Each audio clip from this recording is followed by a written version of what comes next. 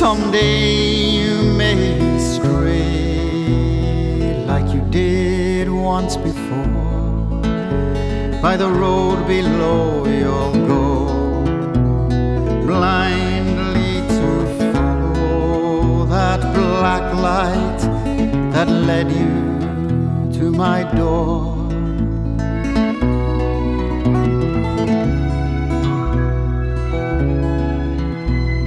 Someday so far away,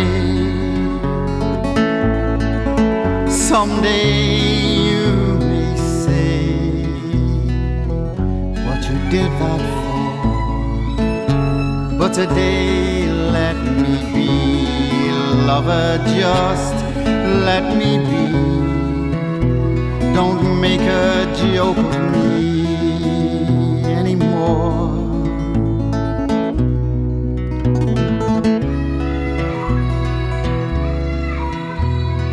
Here in the Heads or Tails Cafe, every day tastes the same as the days before. In a world all pulled apart, the beasts have eaten my heart. Never look for my heart anymore.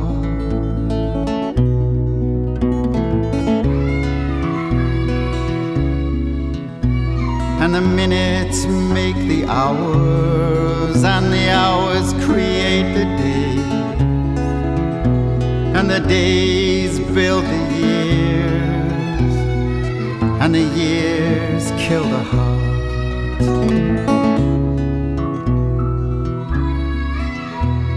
And your love is just a tad overpriced, and I'm a one-woman man, and I've had mine, thank Christ. I don't do hugs or sorrow. I'm too old for tomorrow, and I'm too bored and tired to play nice.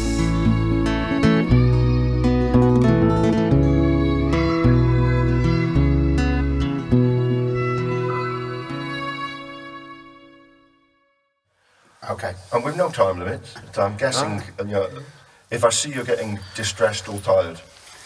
Oh no, I'm distressed. I'm sure you... The worst thing about the only two symptoms I have of cancer so far is the extreme fatigue, and it's mental, it's in your bones, you can feel it all the time. And now that the tumour's growing back in the bladder, I don't know what the extent of it is yet, but I'll find out. But it's not all glamour in Joshua Ben Joseph. Yeah, no. Yeah, and there's a sort of nausea, which is like car sickness all the time. That's one of the difficulties that I had making the recordings. Yeah, do you know what I mean? But it wasn't a disaster. Robert was great, you know.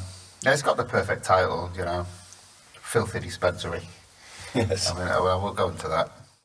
So I'd probably start off formally with something like A Man Who Needs No Introduction. I'd say that I would need complete, and nobody knows me. No. I'm about to say that A Man Who Needs No A Man Who Needs No Introduction is probably not worth knowing, because there'd be a cartoon, and you definitely need introducing. Well, not necessarily, because the only three people that will ever listen to this are me and you, and maybe 4 or 5 other people who know me. So I do need no introduction. This is. You know. Well, if you're going to efface yourself that much at the beginning of the interview, you're leaving me no choice but to ask pointy questions. So I'm going to start off with a question which unites Jews and Nazis, and that's the question of biology. Oh, no. Where you come from mixed, mingled, and violently mingled Irish Well, Jewish blood. I'm James Joyce's imagined a race, Israelite Irish, and that's kind of what I am, you know. It's, my mother's side are Jews, Lithuanian, Polish, pogrom dodgers, you know. And I mean, I have to be. I have to be. I might be being punished for the crime of being born, so, you know, unless you're going to get all teenagery, or I'm going to get all teenagery and say, why was I ever born? It's the worst thing of all. Then I have to be thankful for pogroms, because I would never have been born if it wasn't for the massacre of Jews in Eastern Europe, would I? that's what drove your parents together. Well, how would they have met? You know, the others came from Ireland, and they met in England, in Cheetham Hill. So yeah, of course I would never ever have been born if it wasn't for the pogroms in Russia and Poland. So that's that side. The other side are best not mentioned. You know, they're sort of they're from Ireland, and some of them apparently went to America and came back. I don't know. Irish Catholic peasant stock. Yeah, that's what they are. And the other are Jewish peasant stock. The only Jews that never made any money. They never got out of Cheetham Hill. They all came to Cheetham Hill, didn't they? It's a place called Cheetham Hill in England, Angel Meadow. That was the ghetto, the Jewish ghetto. And you know, I was mostly brought up by my Jewish grandmother in this giant red light district called Cheetham Hill, where everything went on. It was it's really informed my music. There isn't any doubt about it. I suppose it is. My lyrics. The notion of Cheetham Hill, which was at the time a slum and the clothing district, which remains still slummy and quite much a clothing district, but Asian rather than Jewish now. On the topic of slums, I think it's time for Exhibit A, which Exhibit A is from the slums of Wonderland. Do you want to quickly explain the Absolutely. The Slums of Wonderland. Biddy. Well, Biddy's not on the Slums of Wonderland. It's on but the Slums of Wonderland. Have Mercy, sorry. Right, Harry Mercy. Well, okay. The very first album that I recorded with Robert. I met Robert when I was, what can I say, in the grip of a really bad alcoholism in the Northern Quarter, and I suppose I was constantly getting into trouble and being thrown out of bars, and somehow I'd got him some CD that I'd made, and he wanted to record me, and then he became very interested in my music, and we made a few albums. The first one was called The Slums of Wonderland. And I was only writing at that time about my inner life, right? And that was what the Slums of Wonderland was. Did you have an outer life at the time? No, not really. Nothing that I thought was worth mentioning. I had also a sense of otherness. Everybody has a sense of otherness. There isn't any question about that. But a sense of otherness that every single line that I tried to write in a song, I didn't want anybody to understand. You know, was saying actually you can't understand me, but the point is that also, I mean, so I suppose this is all very emotionally immature or something like that, and but I wanted it to have a kind of a poetic flow or whatever. There's a thing which is poetic sense, that songs can make poetic sense, poems can make poetic sense, but no actual sense. Dylan Thomas was, I suppose, the master of it. His advice to young poets was bewilder them, wasn't it? Bewilder them. Yes. When once the twilight locks no longer locked in the long worm of my finger, nor damn the sea that sped about my fist. The mouth of time sucked like a sponge the milky acid on each hinge, and swallowed dry the waters of the breast. I mean, it makes perfect poetic sense. Yes. But you're not supposed to... It's similar, isn't it, with the, Dylan Thomas, the whole Under Milkwood thing, with also Jerry Manley Hopkins, who I know you admire immensely.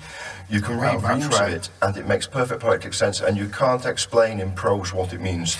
And the fact that you can't explain in prose what it means is almost a seal of Dylan Thomas said there are two types of writers: those that work the ordinary kind, or the most common kind, and probably the most useful kind. Those that work towards words, so they have something to say and then work towards the thing that they have to say, and there are those that work out of words and away from words. Dylan Thomas, James Joyce, Jerry Manley Hopkins, where the sound of the word is everything. Yes. And the clash of imageries that provides, and in those lines that I've just said from Dylan Thomas, he wrote when he was about 19. His poems did start to make a bit more sense as he got older. You can't carry on doing that forever, actually. Life takes over. By the time I got to making the second album, 4 years later or something, I'd got myself in so much trouble, into such a state of alcoholism and everything else, that I had something to write about. Yes. So it all became, I started writing about alcoholism and things like that, you know. One of the problems with deep drinking, you know, so where you're drunk all the time or most of the time, is that it's an obsession. You get this with alcoholic writers. Somebody like Patrick Hamilton, every 3 pages, one of the characters will needlessly pour themselves a drink because the drink is in his mind all the time. Yes. You know, it's an absolute obsession. You were arrested 23 times in 1 year, I believe. Oh, thanks. Yeah, I was. Yeah, your record speaks for itself on that score. Yeah, that did happen. So that's, you know, I remember a couple of nights. I became like one of those town drunks in westerns. You know what I mean? I remember the thing that shamed me out of it in the end was how nice I was treated by the police at the local cop shop. I think I was become a kind of lucky charm to them, or what do you call it? You know, a kind of. I remember being knocked awake once at this WPC saying, "You're in Newton Heath Police Station. You've been here many times before. In fact, you were here last night, and it does happen. Don't worry about it." Because it was so nice, I just thought, "Oh, I can't keep doing this." You know, it's that good old lousy days. So they were more like uniformed social workers than no good cop, bad cop. They didn't want to charge me. I was in the end. The arrest got slightly more serious. You know, like sort of minor assault in bars. You know, I was once arrested for screaming at a tree at 10 o'clock in the morning, having this huge. I don't know what that was about, but of course the tree got away with it as always. Yeah. Just pulled me in. Yeah. Is that a criminal offence, screaming at trees, or was it just a public order offence in general? The tree wasn't it was offended, but mainly the that. public It was was things like disturbed. walking into the traffic, you know, and things like that.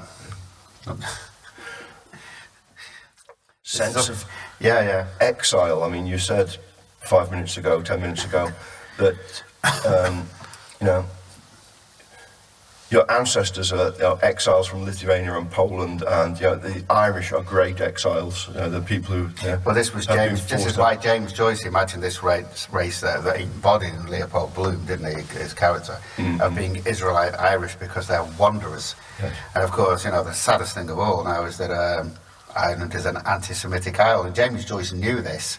You know, and that's all the way through Ulysses. You know, Bloom isn't actually Jewish; it's just that he has a suicided Jewish father, doesn't he? So you went to a Jewish school, Yeah, and then you exiled yourself from the exiles. Yeah, well, I didn't have a bar mitzvah, and I was a truant. I mean, really, you know, I was going to say something ridiculous. If a biography was written of me, this is hilarious for the three people, you know. The truant would be a good title because that's why I'm a kind of lifelong truant, you know. I didn't stop being a truant, really. Did you find music, or did music find you when you were truanting? Did you run into the arms of outsider art and music? When did that happen? Outsider art. But I used to spend the days just going around record shops. There were 26 record shops in Manchester. They'd say this was very autistic now. A lot of my behaviour was when I was young. But I just used to go around the record shops looking at the albums and looking at the titles of the albums. And that's why I'm a title man. I'm more interested in the titles than I am with the songs. Sometimes, you know, I get my album is just titles. That'd be fine. You could do that, really, couldn't you? The sort of failed musician could do that, definitely. Do you feel entitled? Entitled, yeah. Do you often relish your sense of entitlement? No, I can't stand people's sense of entitlement. I don't think we're entitled. It's, you know, this illness that I have now, because I'm cancerous. I see people at the hospital at Christie's in Manchester who really feel entitled to be cured. You know, and no, you have no right to be. You have no right for them not to botch operations or anything else. You know, you don't really have an actual natural right to walk down the street and not get murdered, do you? No. In reality, We've discussed this before, haven't we? When people talk about things like, does Israel have a right to exist? Talking about it in terms of a rights discourse, nobody and nothing has a right to anything. The dinosaurs probably still have a right to be alive. The other thing about that is Israel is the one country that anybody even asks if it has a right to exist. Indeed. There is no country that exists in the world apart from Israel that anybody questions whether it has a right to exist. So, and that just happens to be the one Jewish country, and that's a bit peculiar, odd. isn't it? Yeah, that's Very very peculiar. peculiar. I think it is. So when did music find you? So you're looking at music a lot in your teens and early 20s. Okay. And you're looking. I'll tell you when you're looking at LP covers. Well, and I mean, I looking can at either titles. tell the truth or brush over the truth. I had an obsessive-compulsive disorder, which is the only way it could be described as a baby. It started in the pram where I'd rock backwards and forwards and backwards and forwards and backwards and forwards and backwards and forwards. Must have been a very disturbed baby, right? And apparently that's an autistic trait. I'm not autistic. It's genetic memory of Jewish praying. It could well be that too, but then again, you see, what that rocking backwards and forwards motion does, so mine was more wild and violent than that, but is it puts you into a dream state. That's the whole point of it. Mm-hmm. Into the slums of Wonderland, in my case, into a dream state. In my case, it just went on and on through my youth. And when it was attached to music and I had a little record player, I was the thing in the attic, and I used to rock backwards and forwards and backwards and forwards and backwards and forwards. I know this is an uncomfortable conversation, but it's the truth. And and when it was attached to records, that was me sealed. I was done then, you know. I've never enjoyed music. I mean, this is the thing, you know, people think if you have no success as a musician, but you keep playing, you must really like it. It's a nice little hobby. I don't like it. I don't like playing. I don't like writing. I hated performing. It's just an absolute necessity. You have to. Because I can't do anything else, and I also perhaps can't do that either. But I certainly can't do anything else. I mean, you've stayed in a house with me for the past few days. Yes. My level of incompetence is just... It is astonishing. It's a miracle you lived to the age of 20. I mean, somehow you bumble through. This is a man who literally cannot cross an empty room without stubbing his toes on both sides twice. But it's not only that, it's a general total ineptitude with things, you know. Yes. And one of the reasons is it because nothing interests me? I don't know. No, I don't know what it is. I'm just rubbish at everything. Well, but you know, Bukowski had this saying that failure is freedom, and I almost called the album that. Failure is freedom. People soon start leaving you alone. But what's the first song? What's the first song that you would say was a successfully recorded song? Oh, it was some recordings I did before I met Rob, an album called Brain and 10 Fingers. I met my fantastic, I could always call her my wife. We wouldn't have done anything conventional as to get married, but we're together for 17 years. And she started saying, "They're good." I never really thought I'd ever play my songs anywhere else. So, you know, it's strange how you improve when somebody takes an interest around you. And also the idea of the muse, because all the songs I ever wrote were for her. I did it to impress a girl. Yeah. And it's strange how you can improve in that situation, you know. And I recorded an EP called Brain and 10 Fingers, and it has what became my signature tune, The Gentlest of Men, which we should play, you know. Yes. So let's play The Gentlest Let's of play Men. The Gentlest of Men now. Yeah. And then when we've played that, we should play Biddy.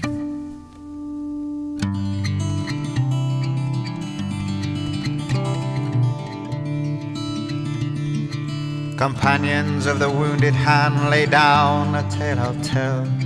How into the slums of Wonderland a rebel angel I fell. How like Lucifer I was heaven sent to crawl on Cockroach Row, as was written in the firmament 20 gilded years ago. Hell-bent on heaven some whiskey priest screams, whilst full of black bile my soul blasphemes. Father, mother, do you remember me when I was the gentlest of men?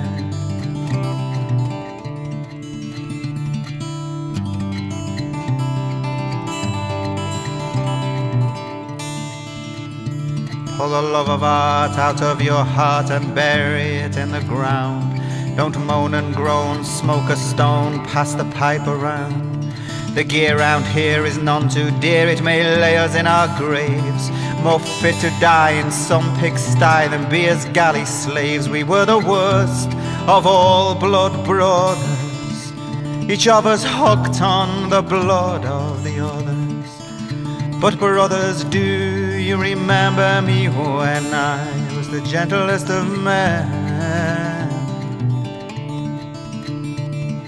Then I had my way with many a waif and stray, through the kingdom of the wicked unto Lord Byron's Bay. And year followed year, and I was stranded here and here, in the empire of the senses and in the empire of fear, mainlining lechery, lust, lewd laughter, still coming down to mornings after, still trying hard to remember when I was the gentlest of men. with a league of fiends upon his tail, a gentler man may drown. Through England, Ireland, Scotland, Wales, I was a run from town to town, and I arrived back in the land I knew. I could hear my own voice say, how came that petty ingenue to be this old way? Someday my soul will be the devil's slave, and my body rot in an unmarked grave, never to be born again. The gentlest of men, the gentlest of men.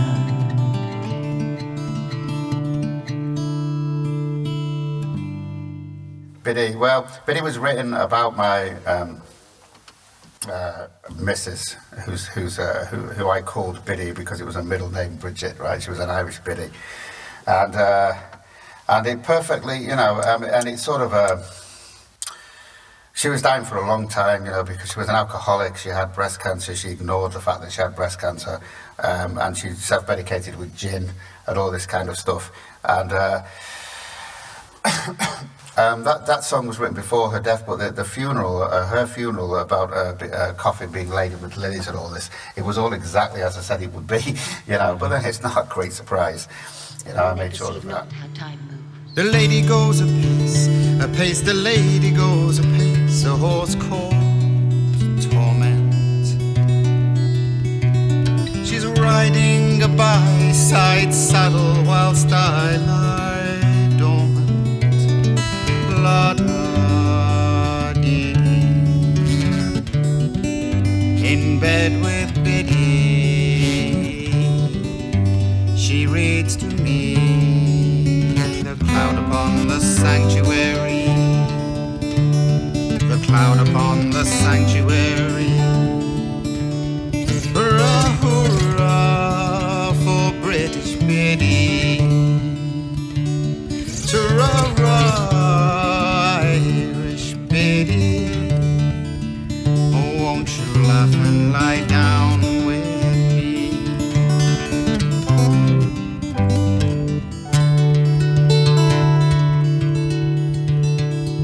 The prince from her dream, he stays just down the stream, but she can't swim. Butterfly style to his pawn sodden isle to meet him. La-da-dee. In bed with Biddy, she reads to me the anatomy of melancholy, the anatomy of melancholy. Hurrah, hurrah for British Biddy, ta-ra-ra, Irish Biddy. Won't you laugh and lie down with me?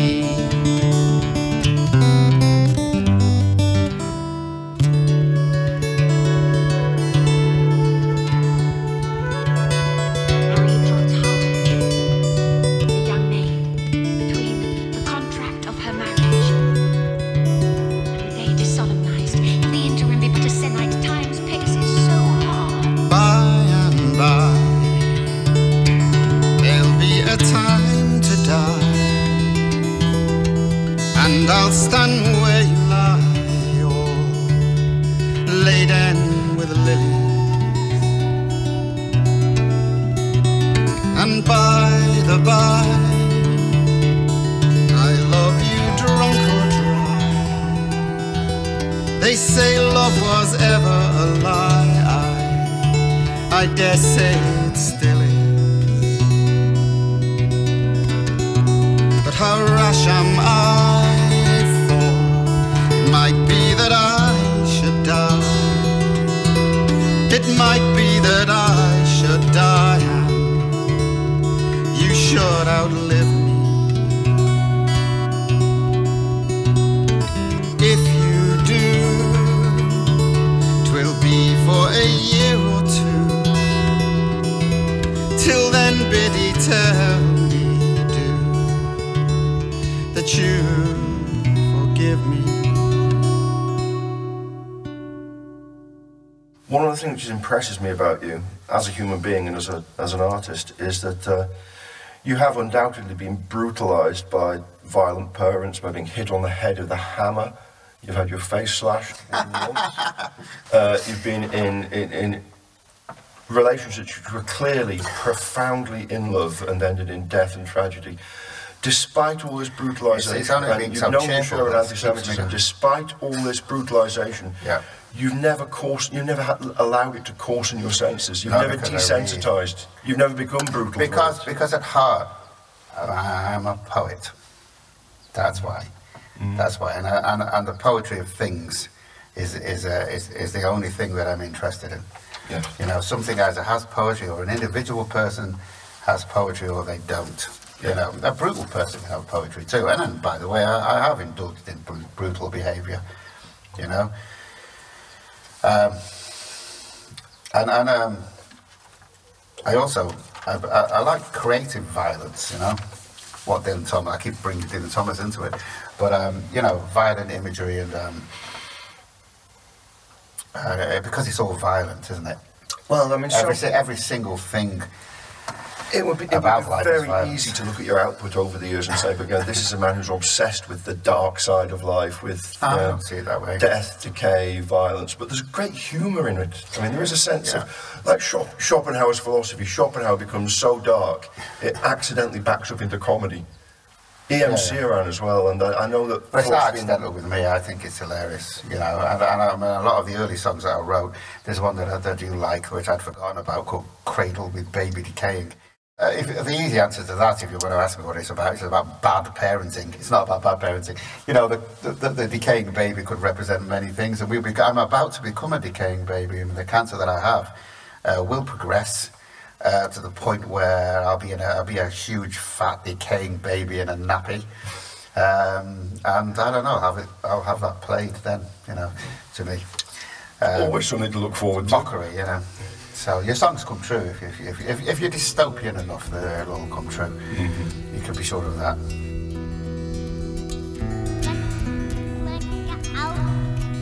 This ruined room that I view through a veil, where I have lived long alone while the city decays. I will stay sane as long as I stay by the cradle where you have been sleeping for so many days. For so many days I have stayed by the cradle, but you have been sleeping for so many days.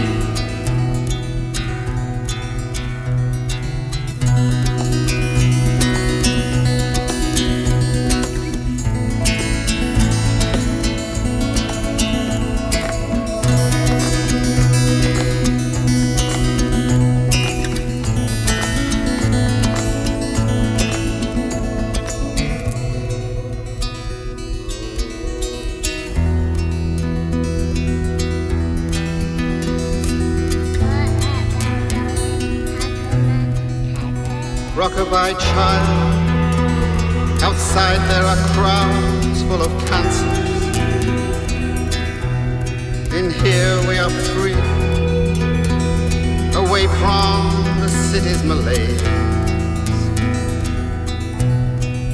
where I have lived long, alone with my feverish fancy. And you have been sleeping for so many days, for so many days I have stayed by the cradle, but you have been sleeping for so many days.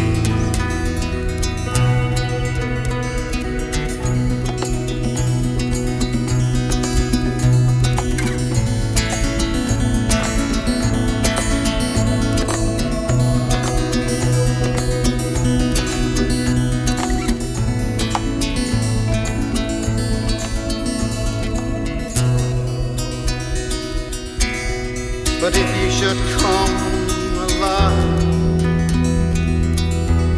unclose your eyes,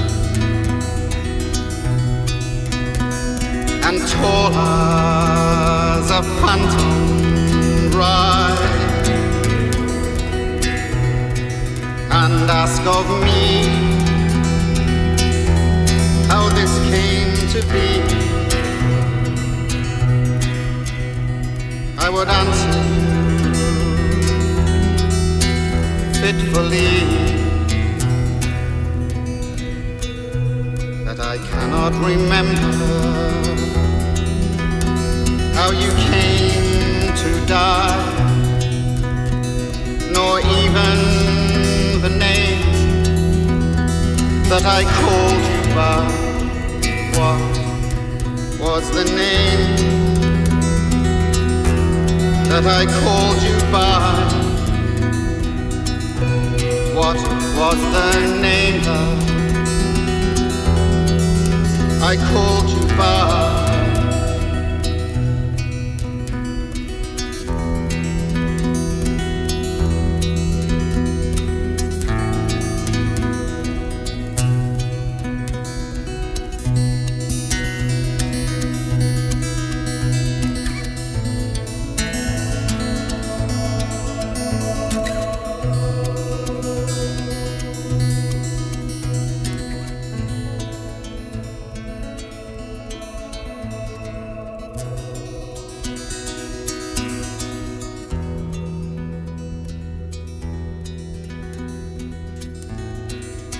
You were telling me a little while ago that a lot of the time you arrive at a title first. Yeah, well, this is to do with formula, but you should always keep that to yourself. You know, the thing about writing formulaically, who was that? I can't remember. My memory is so bad nowadays, but there was an artist, an abstract artist, because if you have a formula, you can just keep going. Marky Smith, I'm sure, was like this. Yes. It didn't matter how ill he got, he could still churn out the music because he had this formula. Yeah. Whatever his little formula was, he stuck to it and it never really changed. In a sense, well, this all comes from this. Were a one-trick pony, but it was a really good trick and it bore the beating. No, I do have kind of a rubbish dump of titles used to in my mind, and I'll just, the way that I write a song is I'll just you can be doing it. I'm sure any musician and songwriter is the same. Just playing your guitar and you come up with some kind of tune, and then the title gives you some kind of subject matter, you know, so very often it starts from that, not always, so I don't know. So songs happen without where they've come from or how they've happened, you know. They used to, but I won't be writing any more songs because it's done. You know, it's done. I came to Spain instead of having chemotherapy to put my inverted commas house in order. The few songs that I hadn't recorded to record with my dear friend Robert Paul Corliss, and we've kind of done that. But I mean, the pointlessness of it is obvious. But yeah. It's been a long and strange journey with Mr. Corliss. I just wonder if I think we should certainly, for the record, say something about how can we describe him? Your protector, producer,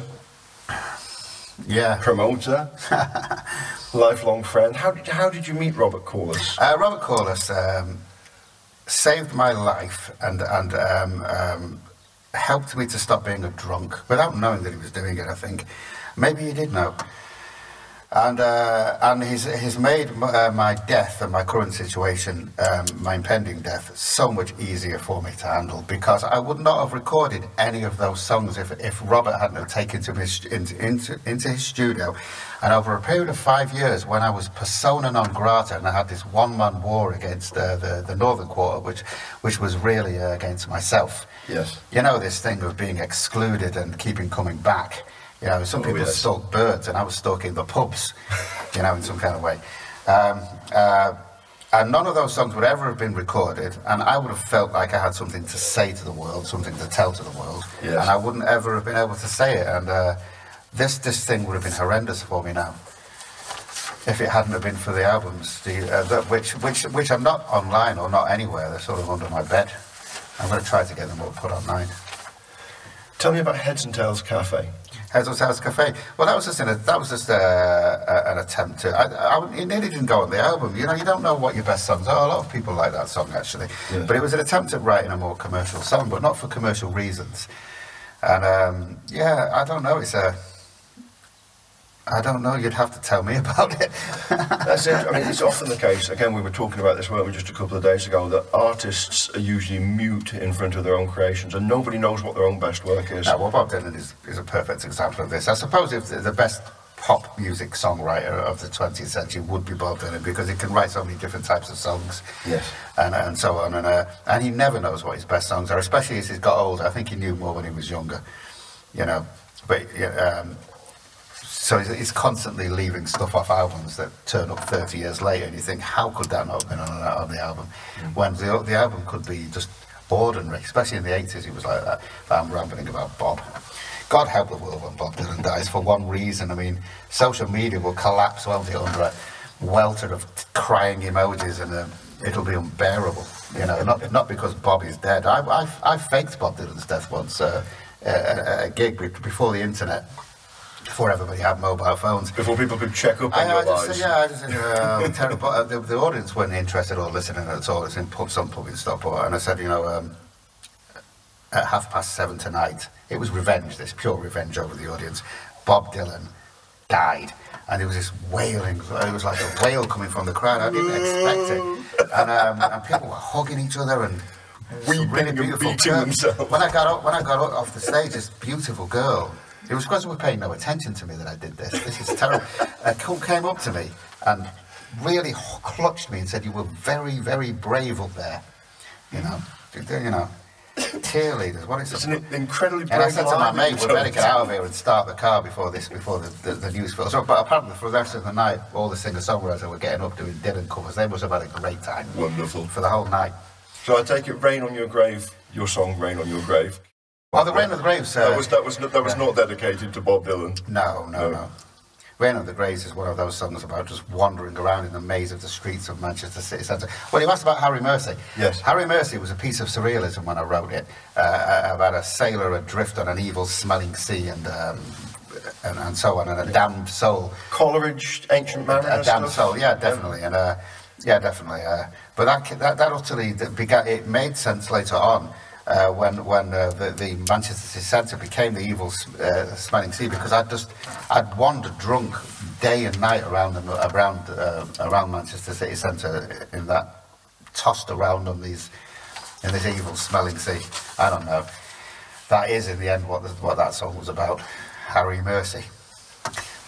And here we go. Yeah.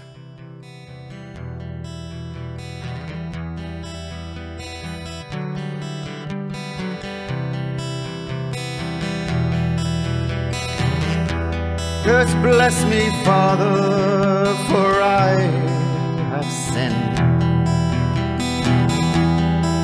Many sins, sick, wicked, and filthy. And my soiled soul is blown on an ill wind. Cry, Harry, mercy.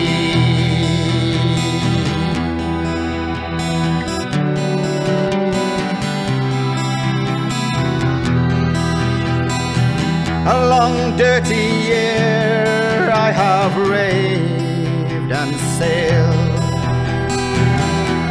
upon the waves of an evil smelling sea, where only ill sailors rail against an ill wind's wail. Cry, Harry, mercy.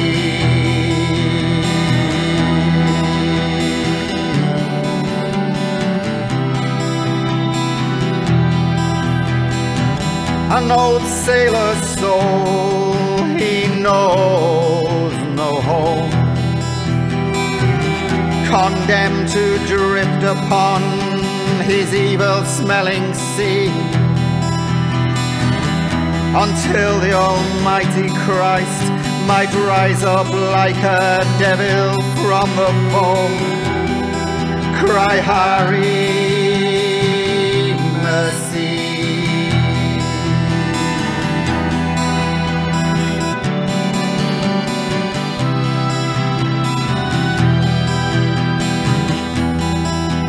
cry Harry for mercy. Cry for the light that has flamed and died in thee, while I cry for the God of the sea to swallow me. Cry Harry for mercy.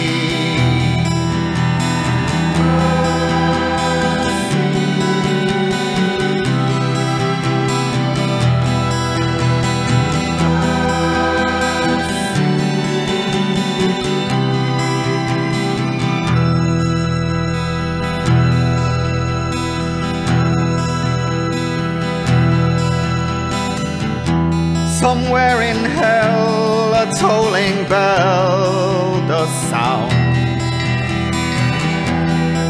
for a sailor feared drowned or run aground, and on the wind blows the moan. Forgive me, Father, forgive me. It is the cry of Harry mercy.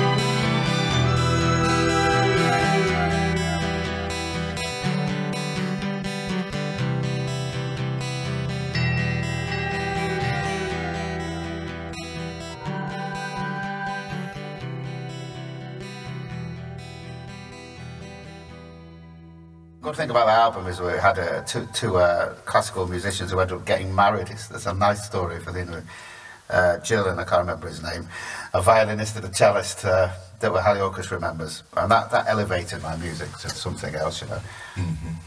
The word started to go round the bars in the Northern Quarter. We recorded at a place called Butterfly that I was actually quite talented. That's what happened. So then I became something else. And that's how, I mean, I'd already started to use this name, Joshua Ben Joseph, and I became growing into the mad poet. Into a character, yeah. Well, I have a song called, we should really play this at some point, Be Careful What You Pose As, and that's very good advice. Yes. Because you'll turn into the pose. I mean, there are many alcoholic poets and writers, by the way, and Dylan Thomas was certainly one of them. That's the last time I mentioned him. There are many others who began where the drinking was a pose, and then it ended up becoming a serious problem. Yes. You can very easily turn into the character that you're dreaming yourself to be. The mask and it always goes wrong. Yeah, it's this folly of living your life as a work of art, which is really what the warning in the picture of Dorian Gray is, that Oscar Wilde didn't take because he couldn't take it. Yeah. He's another example of what happens, maybe Derek Jarman as well, of what happens when you live your life as a work of art. It always ends in some kind of tragedy. It becomes that, you know. Because we know that all genuine works of art are slightly dystopian, and I believe that no art, songs, films, anything that don't speak of the horror of life are actually even worth pursuing. There's nothing there usually.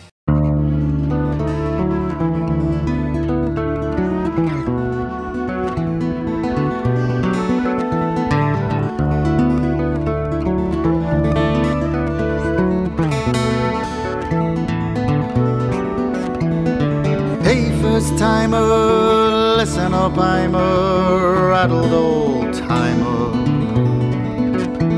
I've been in the wars, I lost of course, I brought home these scars. 3 little things to remember: don't speak like a hipster, don't sleep with the producer, and never call any man sir.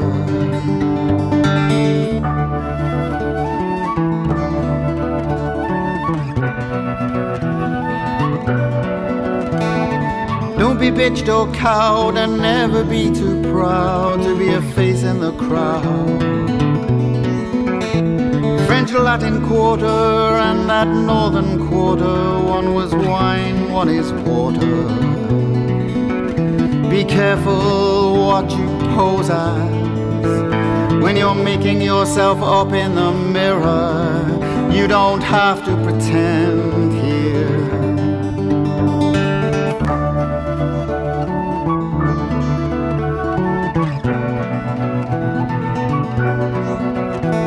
You can always depend on your fair weather friend to be gone when the good times end. You can always depend on your foul weather friend to be gone till the good times end. Never tell anyone anything. They may use in evidence against you one day. Keep your secrets locked away.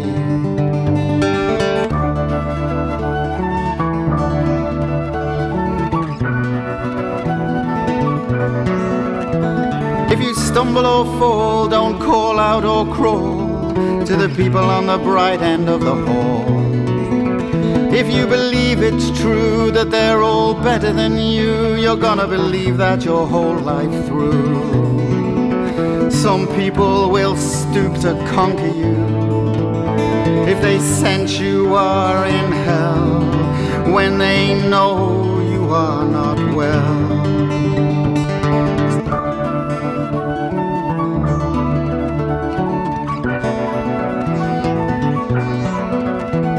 An intelligent fool is still just a fool, it's a general rule. And a talented twat is still just a twat, it's as simple as that.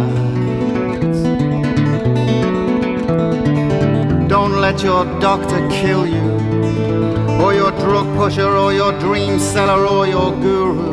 Don't let some rich old rock star rule you.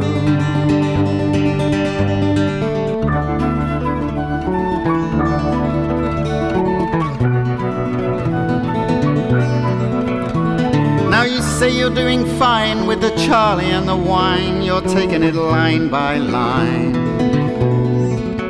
Don't abandon your brain in that land of cocaine, you may never recover it again. And don't cirrhose your soul with alcohol.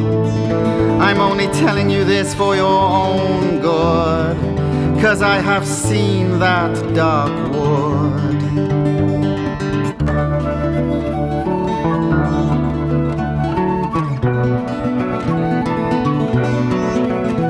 And be careful what you pose as, and be careful who you pose for. I don't want to pretend anymore.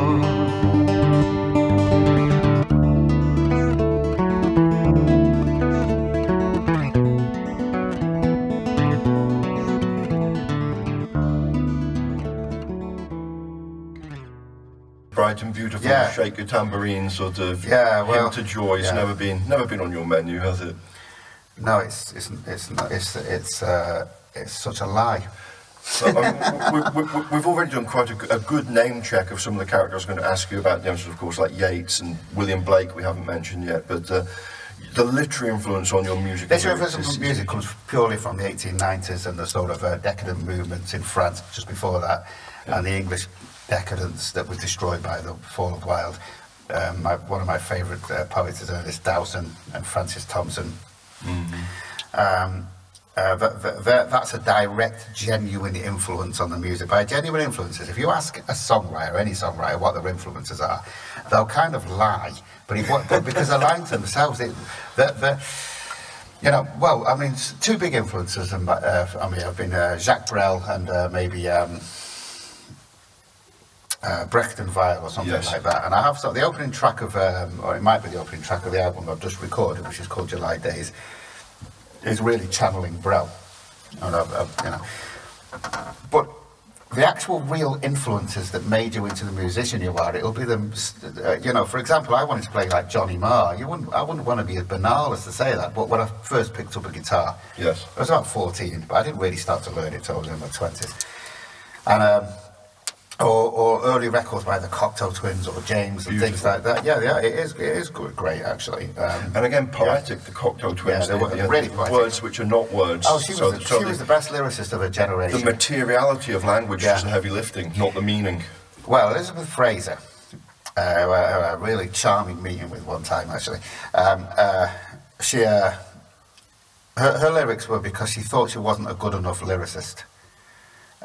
But she'd have these fascinating titles, and these non-words, which are some kind of hybrid of Finnegan's Wake, like almost, except she didn't know what she was doing, and she was just making sounds. She didn't have the confidence to write lyrics, and again, it makes poetic sense. Something like Peppermint Pig or Pearly Dewdrops Drops or something like that. When she finally got the confidence to write lyrics, they were very ordinary. She lost the scene. Speaking of making up words, and early years, you said you were 14 when you first picked up a guitar.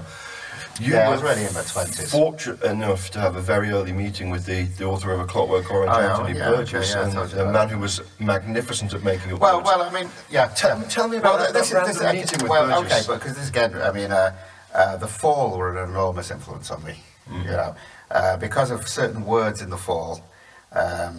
I think just the word yarbles or something. I picked up I never read a book until I was about 18, and then literature became my abiding love, you can say. And I forgot all about pop music then, all those records.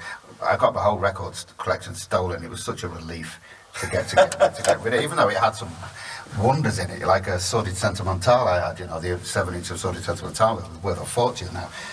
Yeah, they all got stolen from a flat in Cheetham Hill, but I just became interested in writers from that time on. And Burgess, it was the first book I read was Clockwork Orange, and that introduced me to Joyce and Hopkins and so on. One day in the late 80s, I went into the library cafe, and Burgess was sat in the corner, and I was dressed like an idiot, some kind of goth type thing or something like that. Anyway, at least I knew enough to call him Mr. Burgess. I think he was drunk in hindsight. And just sit down, son. And then he just went on to give me a sort of a 30-minute lecture, very stern Sergeant Major lecture. He had been a Sergeant Major. I remember him saying, learn new words, language is power, and things like that. It was very nice of him. And yeah. And I have, well, this is for another time, I have discovered his mother's and sister's grave. That his biographers don't know where it is, and I found out where it is because Burgess told a tissue of lies in his biography, and you know, he was a fiction writer who never stopped being that. Oh, that's a long story. We'll leave it in this interview. But I've got a trowel in my flat. I want you to dig up their grave.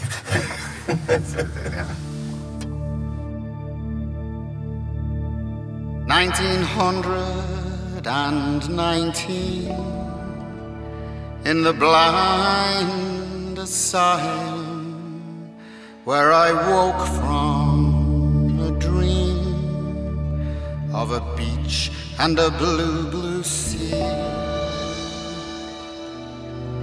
I might be broken and my eyes blinded, but I see that when the dead are awoken, it is with them I'll be.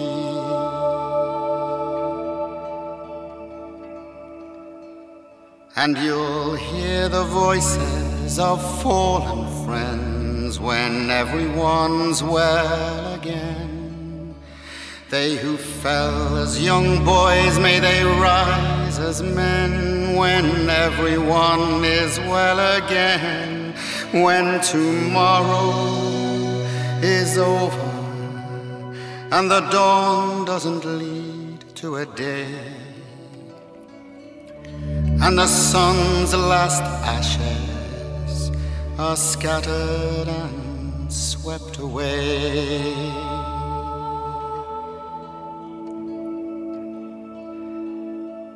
May your home be where God is on Judgment Day, when everyone's well again.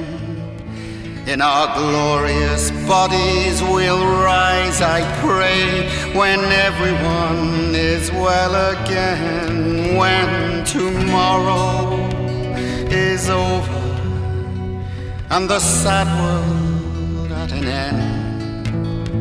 It is then, young soldier, you will live again, my friend. 1919, in the blind asylum where I woke from a dream of a beach and a blue, blue sea. I might be broken, my eyes blinded, but I see that when the dead are awoken, it is with them I'll be.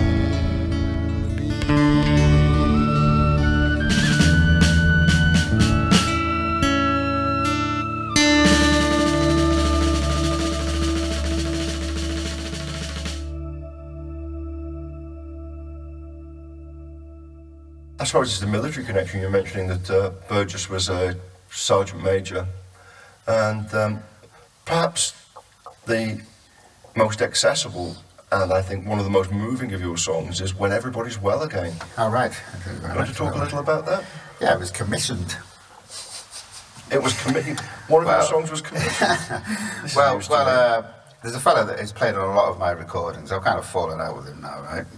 But he which is sad, a guy called Matt Nixon, who ran Matt and Fred's Jazz Club in Manchester. Oh, yeah. He's a top-notch jazzer, right, and a very, very good musician. And he worked at the Imperial War Museum, and round about when that was recorded, they're making some film about the 100th anniversary of the end of the First World War, and that's what it was written about, when everyone is well again, yeah. When tomorrow is over, and the dawn doesn't lead to a day, and the sun's last ashes are scattered and swept away, you know. This is why I don't mind the fact that, this is why I must not give up on this opportunity of having a noble death from cancer, rather than the battle that you know, he died bravely after a brave battle, you know, battle cancer. You know, the doctors battle the cancer while the cancer tries to kill you, and you're merely the battleground. You're enduring it. Well, you're the battleground, and we've seen we've seen what happens on the news every day, what happens to battlegrounds. You know, so I wanted to take control of at least this part, and you know, if I can. What can I say? If I can make a success of my death and die with some kind of dignity, well, I didn't manage to live with very much, and that's the truth. So that's what I'm going to do. Yeah, but this is the easy part of dying of cancer, by the way, the part where you're not in any pain. Yes. The worst is yet to come. Well, I would imagine so. I would imagine so, wouldn't you? Which I suppose is a cue for perhaps the last of our exhibits in the trial of Joshua Ben Joseph, Exhibit Z, which is the execution of Joshua Ben Joseph. A funerary song, Israel Have My Bones. Which was written, I made an album, it may even be my best album, I don't know, called Rebellious House of Israel. I was approached by a guy called James Young, a gentleman, and very difficult to work with, but I love dearly, right? James has been a very successful musician. He was the piano player for Nico for the last 6 or 7 years of her life, and he wrote a famous biography, The Songs They Don't Play on the Radio, which is a classic, not just of music, pop music biography. It really is a classic. It's never been out of print, and it's a bit Withnail and I-ish, I always say to James. He's a great guy, actually, him.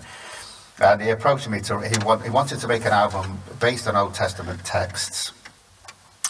To me, this just became very Zionistic. The bomb started to fall in Israel while we were making the album.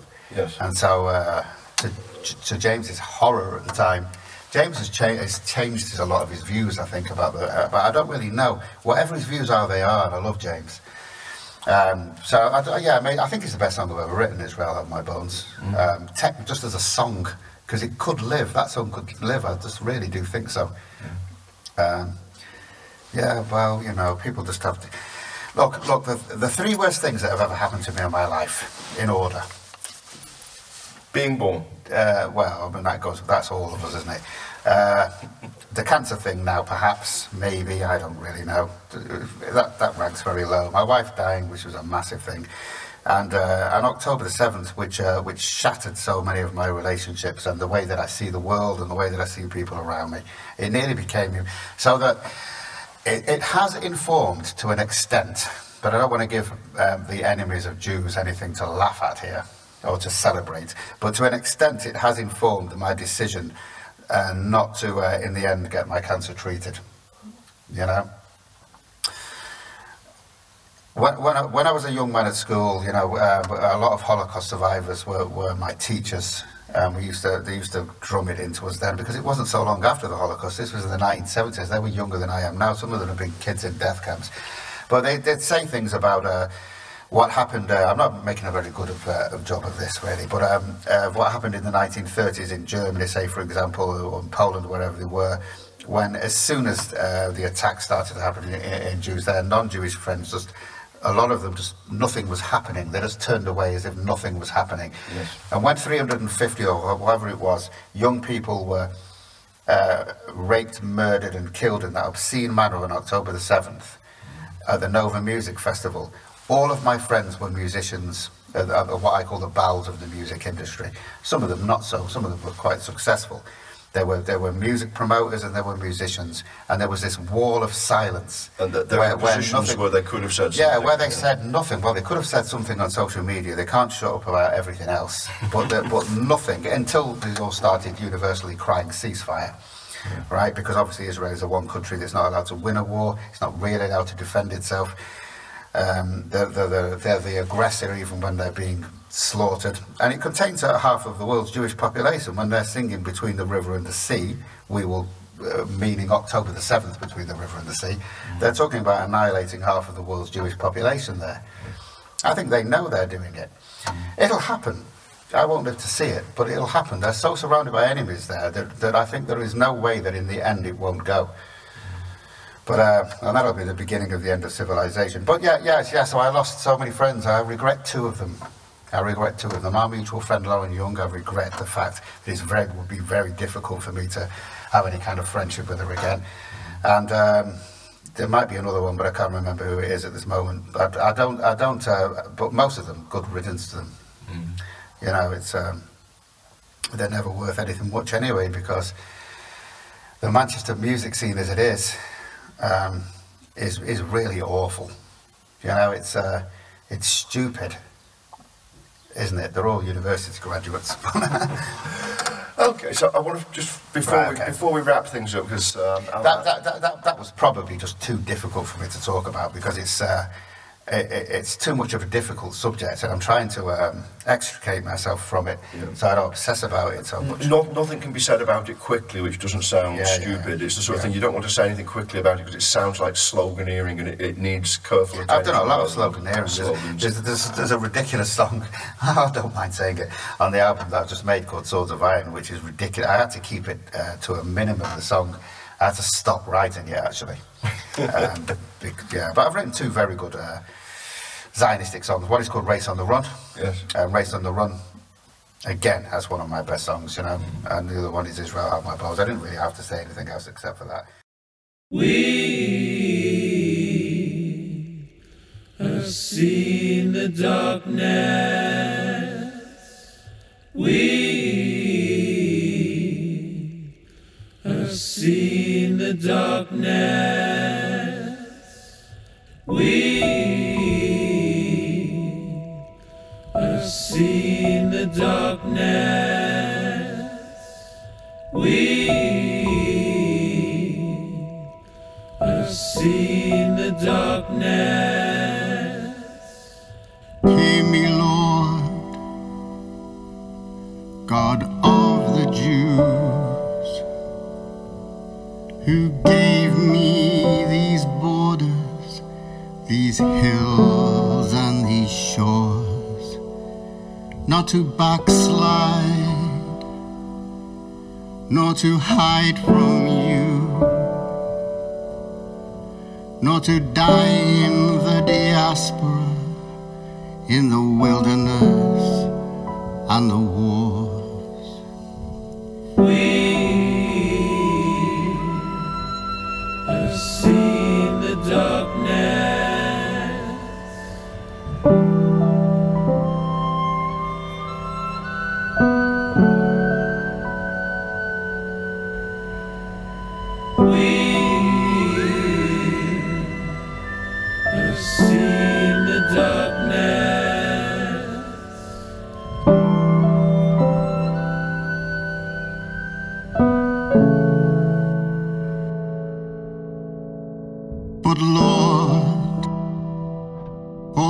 are is war.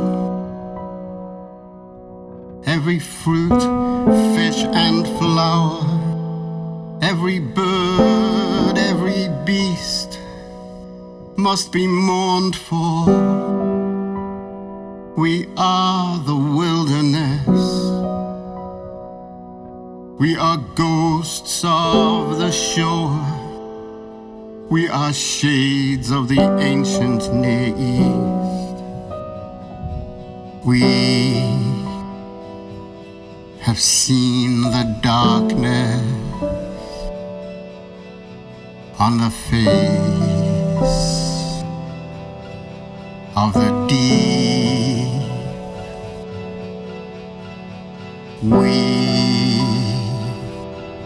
have seen the darkness on the face of the deep. We have seen the darkness.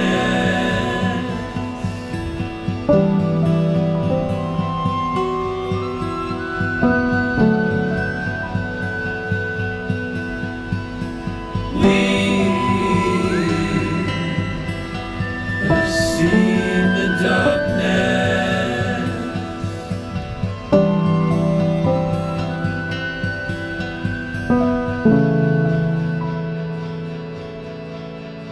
We are surrounded by enemies,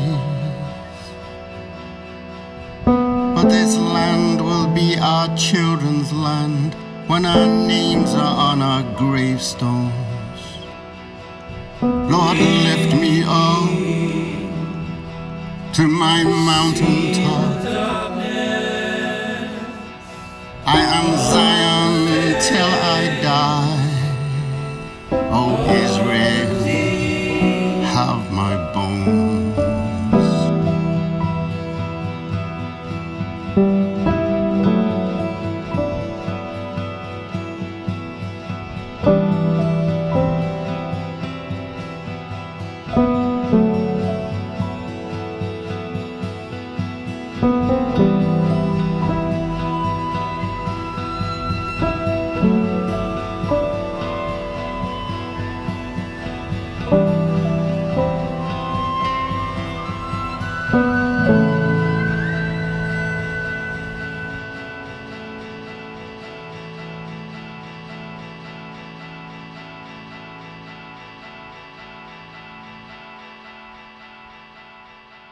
My last interaction with the Manchester music scene is when I was given what would have been one of my best gigs ever. It was just after the lockdown, when I was going to be opening for Martin Carthy, the sort of legendary folk guy, and a guy called Martin Simpson in the Northern Quarter. And a week before the gig, I was unbooked, and the promoter sent me a message, which I still have somewhere, saying, we cannot be seen to be working with a Zionistic and transphobic songwriter. Right? Apart from saying that I don't personally believe that a man in any meaningful way can become a woman on some social media post, I've never ever written a song about that. And the fact that he said Zionistic first, it was because of the song Race on the Run. Yes. He didn't want to jeopardize his relationship with the other songwriters by putting on a songwriter that might sing something in favor of Israel, is what happened. And you know, since I started to write songs like that, I went from having gigs all over the show to never being booked anywhere. So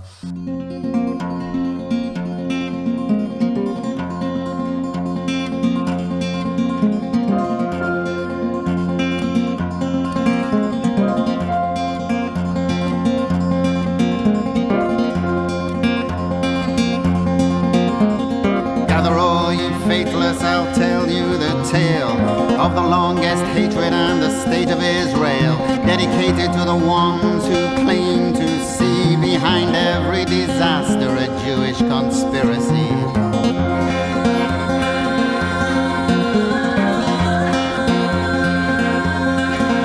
When you're turned away from the place of your birth and scattered all over the face of the earth, race on the run, just looking for a safe place to live, from the dark heart of Europe all the way to Tel Aviv.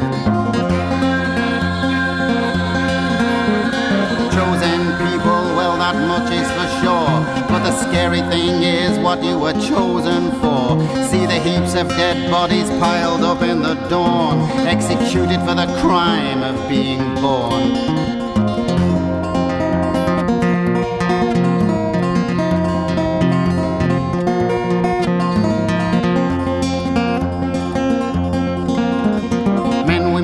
Children killed in cold blood, butchered and burned up and buried in the wood.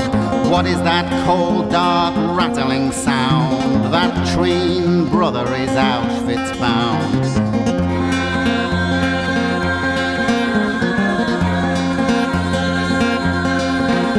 They may well tell you to get over your fears, but you have been on the run for 2,000 years. And they hate you for your name, and they hate you for your clothes. They even hate you for the shape of your nose.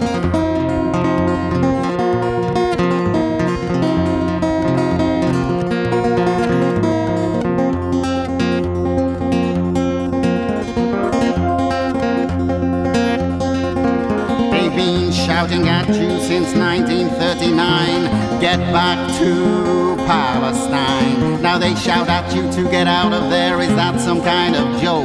There really is no pleasing some folk. And some English politician wants to tell you on the level, you don't belong, Israel is the devil. He calls himself a socialist. Jesus wept, Judas kissed.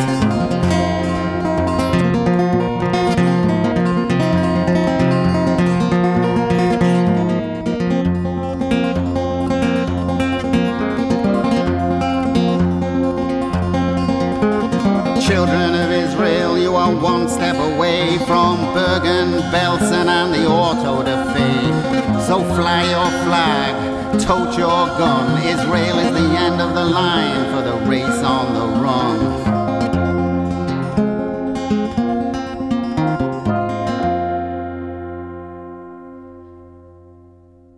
Throughout your career, throughout your 5, 6... Well, the way I say my career is careering.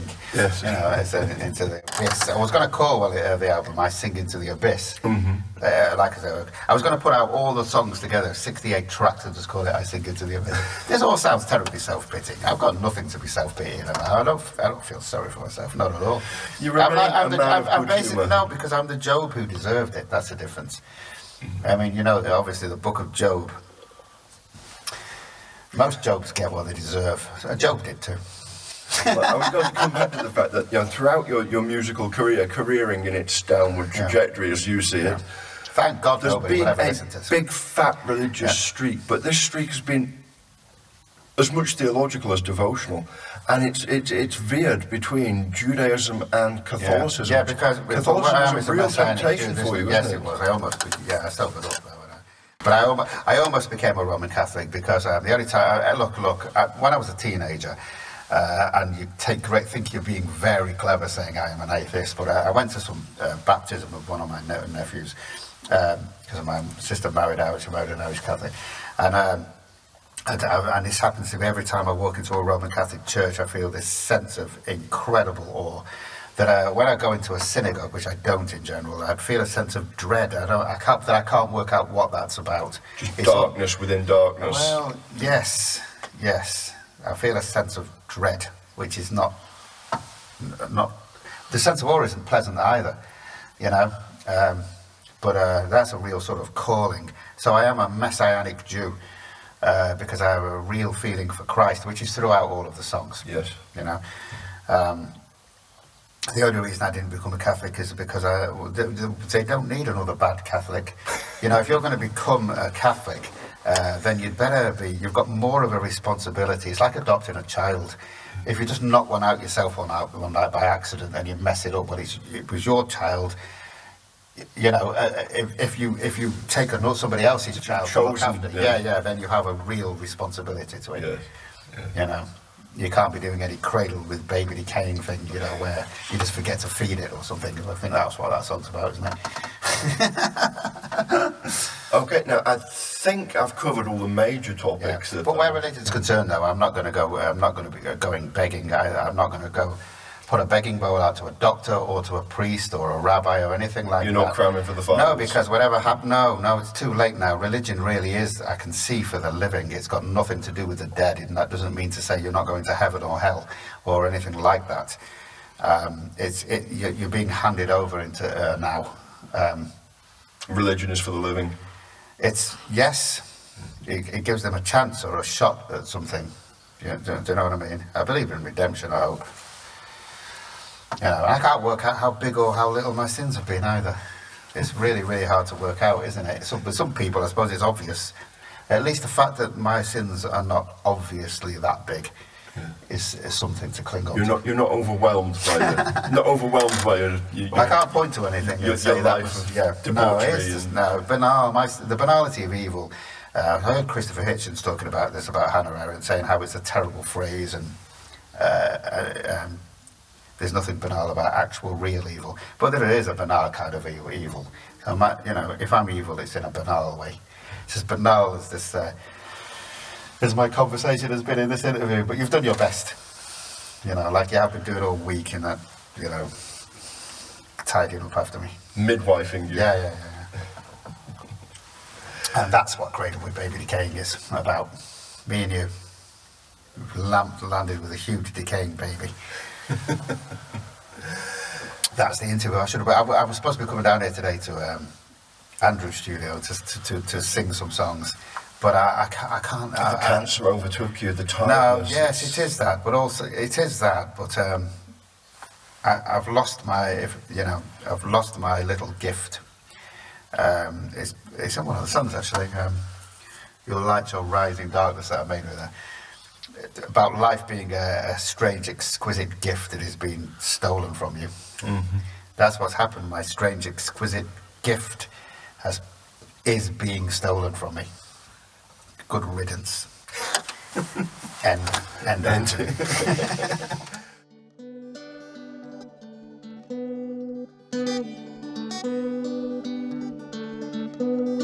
Rise, little butterfly, shine and die. Die, butterfly, die. Fly blind into that night bright eye. Die, butterfly, die.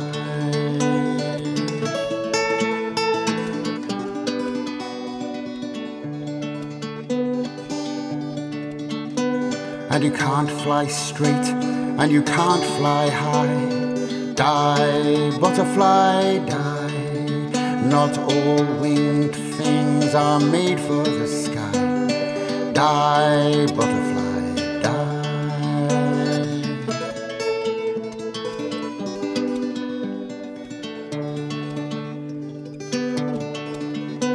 That pretty little girl is looking at you. Die, butterfly, die. She's gonna rip your pretty little wings off you. Die, butterfly, die.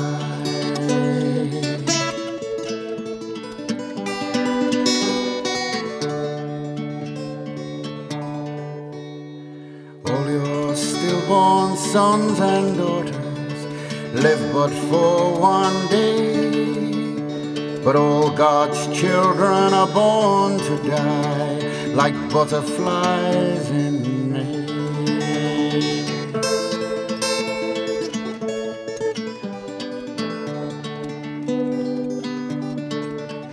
I have idled 56 years away. Die, butterfly, die. But you only ever had this one day. Die, butterfly, die.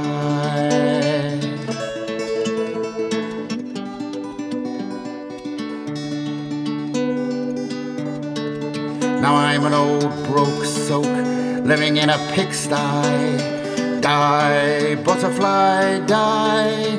Where there's life, there's hope, yeah, in a pig's eye. Die, butterfly, die.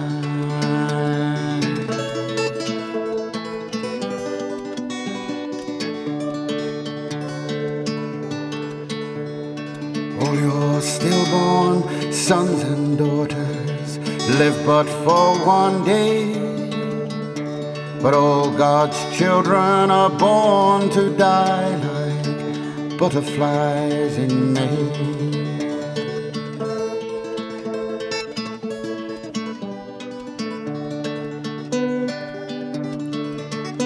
And it's death by selfie in a house on fire. Die, butterfly, die. And it's death while singing in a burned out choir. Die, butterfly, die.